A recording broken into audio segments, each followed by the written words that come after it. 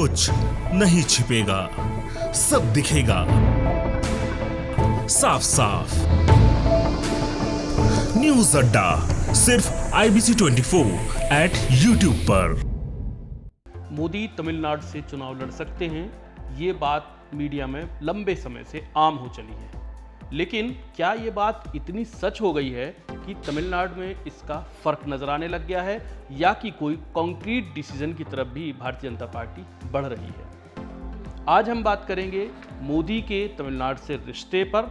आज हम बात करेंगे तमिलनाडु और हिंदी बेल्ट के बीच के रिश्तों पर, और हम बात करेंगे उत्तर और दक्षिण के बीच में खींची हुई रेखाओं पर। नमस्कार, मैं हूं वरुण सखा जी और आप देखना शुरू कर चुके हैं IBC 24 और खबर बेबाक। 2014 से ही नरेंद्र मोदी का हिंदी बेल्ट में डंका बज रहा है।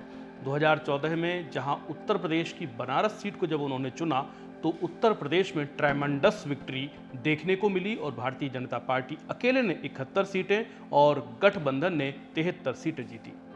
ये प्रदर्शन आगे भी जारी रहा, लेकिन उतना नहीं, पर फिर भी 65 सीटें 2019 में भारतीय जनता पार्टी उत्तर प्रदेश में जीत सकी। अब चूंकि उत्तर प्रदेश ने योगी के रूप में यूपी में दोबारा से भी रिपीट कर दिया है, तो ये माना जा सकता है कि अब मोदी की और भाजपा की हिंदी हार्टलैंड में एक तरह से निर्णायक पैठ बन चुकी है। अब जब निर्णायक पैठ बन चुकी है तो भाजपा को उन राज्यों की तरफ भी देखना पड़ेगा जो उससे अछूते हैं। भाजपा ने एक फॉर्मूला इजाद किया। मोदी गुजरात से बनारस गए और इसका भाजपा को भरपूर फायदा मिला। भाजपा ने ये फायदा 2 चुनावों में कैलकुलेट कर लिया है और वह अब ये मान चुकी है कि ये फायदा मोदी अगर हिंदी हार्टलैंड में नहीं भी रहेंगे तब भी सस्टेन कर सकता है। तो क्या मोदी अब तमिलनाडु चले जाएंगे? बेशक जा सकते हैं, लेकिन हम इस पूरे प्रश्न को जरा नए ढंग से मथना चाहते हैं। आप बने रहिए वीडियो में आखिरी तक। मुगल काल में दक्खन से तात्पर्य मध्य प्रदेश के बुरहानपुर के बाद जितना भी भारत है उसको माना जाता था। अगर हम उसी टर्म में बात करें तो हम कह सकते हैं कि वैसे तो भारतीय जनता पार्टी करीब 2 दशक से अधिक समय से महाराष्ट्र में ठीक ठाक प्रदर्शन कर रही है और 15-16 साल से कर्नाटक में भी है, लेकिन फिर भी इस प्रदर्शन को दक्षिण विजय नहीं कहा जा सकता, क्योंकि दक्षिण का सीधा सीधा मतलब है तमिलनाडु। तो हम समझते हैं परत दर परत क्या होगा अगर मोदी तमिलनाडु में जाते हैं। सबसे पहला सवाल है, क्यों जाना चाहिए? तो इसका सीधा सीधा जवाब यह है कि भारतीय जनता पार्टी अगर दुनिया की सबसे बड़ी पार्टी होने का दावा करती है या प्रामाणिक तौर पर वह दुनिया की सबसे बड़ी पार्टी है, तो स्वाभाविक रूप से उसको भारत के हर राज्य में अपनी आमद दर्ज करानी चाहिए। अगर उसकी आमद तमिलनाडु में दर्ज नहीं होती है तो इसको अपूर्ण मानना चाहिए, और किसी भी राजनीतिक दल को हमेशा ही अपने विस्तार के बारे में सोचने का अधिकार है। इसीलिए उसको तमिलनाडु जाना ही चाहिए। नंबर 2, क्या मोदी के तमिलनाडु जाने से हिंदी हार्टलैंड उनके कब्जे से खिसक जाएगा? जी हाँ, ये एक ऐसा दांव हो सकता है जो वास्तव में या तो भाजपा पर भारी पड़ेगा या मोदी पर, लेकिन ये कहना बहुत जल्दबाजी है, चूंकि मैंने आपको पहले बताया 2014 और 2019 में भाजपा ये टेस्ट कर चुकी है कि उसका वोट परसेंट भी बढ़ रहा है और सीटें भी। इसका मतलब बहुत साफ है कि हिंदी हार्टलैंड में भाजपा ने एक निर्णायक बढ़त बना ली है और उसकी पैठ सोशल मीडिया और तमाम सारे माध्यमों के जरिए घर घर में अच्छी हो चुकी है।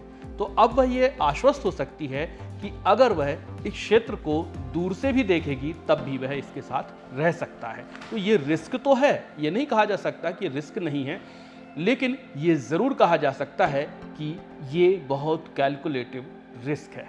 वैसे तो दक्षिण और उत्तर के बीच में कथित तौर पर वाम इतिहासकारों ने जो रेखा खींच रखी है, उस रेखा को पहले भी ढाया गया था और आज फिर ढाने की कोशिश हो रही है। ये अलहदा बात है कि उस वक्त इस रेखा को ढाने के लिए सामाजिक आंदोलन हुए थे और इस समय सामाजिक के स्थान पर राजनीतिक कोई क्रियाएं हो रही हैं। नंबर 3, अगर तमिल जाते हैं तो मोदी या भाजपा को क्या फायदा? अच्छा सवाल है। चूंकि मोदी या भाजपा एक राजनीतिक व्यक्ति और पार्टी है, तो स्वाभाविक रूप से बिना फायदे और नुकसान के कोई भी कहीं क्यों जाएगा। लेकिन तमिल जाने से ये बात बहुत साफ और स्पष्ट है कि तमिलनाडु, कर्नाटक, केरल, तेलंगाना, आंध्र प्रदेश, ये जो कोर दक्षिणी राज्य हैं, इन राज्यों में 100 से अधिक लोकसभा की सीटें आती हैं। 100 से अधिक सीटें आती हैं तो कोई भी इन 100 सीटों को क्यों छोड़ना चाहेगा।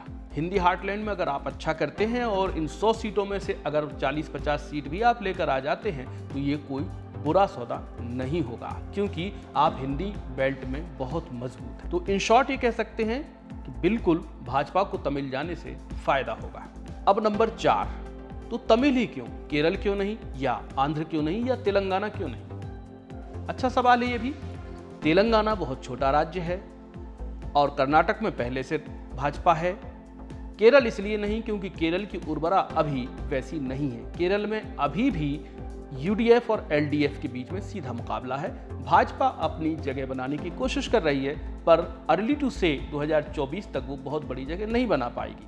लेकिन ये नहीं कह सकते कि वो कभी जाएगी ही नहीं। 2029 के बाद हो सकता है केरल जाए। आंध्र की अगर बात करें तो आंध्र इसलिए नहीं जाना चाहिए क्योंकि अभी भाजपा जगन रेड्डी को नहीं छेड़ना चाहती। जब वह फ्री हो जाएगी, बाकी और उसके राजनीतिक शत्रुओं को परास्त कर देगी, तब वह बीजड़ यानी ओडिशा को और तेलंगाना की जगन रेड्डी की कांग्रेस को छेड़ेगी। अब आखिरी बात कि तमिल अगर मान लीजिए मोदी जाते ही हैं तो कहां से लड़ेंगे चुनाव। बिल्कुल ये स्वाभाविक सी जिज्ञासा है कि तमिलनाडु की ऐसी कौन सी सीट है जहां से नरेंद्र मोदी चुनाव लड़ सकते हैं। तो सारे तमिलनाडु में 39 सीटें हैं, लेकिन एक सीट ऐसी है जिस पर लगातार भारतीय जनता पार्टी और संघ काम कर रहे हैं। अभी हाल ही में वहां पर प्रदेश की जो जिम्मेदारी दी गई है वो रिटायर्ड आईपीएस के अन्नामलाई को दी गई है। तो उनके अगर सारे मीडिया कम्युनिकेशन को हम देखते हैं तो हम समझ सकते हैं, वहाँ से हम सूंघ सकते हैं कि नरेंद्र मोदी 2024 में अगर तमिलनाडु जाते हैं तो कौन सी सीट से चुनाव लड़ेंगे। तो आप जानकर हैरान होंगे कि नरेंद्र मोदी ने अपने लिए तमिलनाडु में एक ऐसी सीट का चयन किया है जहाँ पर फिलहाल में मुस्लिम लीग के सांसद हैं। ये सीट चेन्नई से करीब 10 घंटे की दूरी पर रामेश्वरम के नज़दीक है। इस सीट का नाम है रामनाथपुरम। रामनाथपुरम को मैं संक्षिप्त में आपको बता देता हूं कि रामनाथपुरम में वर्तमान में ऑल इंडिया मुस्लिम लीग के सांसद हैं जो करीब 1.5 लाख से अधिक वोटों से जीते हैं। लेकिन एक बात बहुत खास है, इस सीट पर जहां 2004 तक भाजपा का कोई नाम लेने वाला नहीं था, वहां 2009 में भाजपा ने 16% वोट हासिल किए, यानी नंबर 3 पर रही। 2014 में भी पार्टी नंबर 3 पर रही और 17% वोट हासिल किए। लेकिन आशाएं तब जागी जब 2019 में पार्टी ने एकदम से जंप किया और 32% से अधिक वोट हासिल किए। तो आप कह सकते हैं कि रामनाथपुरम मोदी के लिए सुरक्षित सीट है। अब सोचिए कि आखिर रामनाथपुरम ही क्यों। तो रामनाथपुरम ही क्यों, ये मैं आपको बताऊंगा अगले वीडियो में। फिलहाल आप सिर्फ एक क्रिस्प ये ले लीजिए कि रामनाथपुरम में डोमिनेंस मुस्लिम कम्युनिटी का है। बहुत बहुत शुक्रिया, नमस्कार। कुछ नहीं छिपेगा, सब दिखेगा साफ साफ। न्यूज अड्डा सिर्फ IBC 24 @ YouTube पर।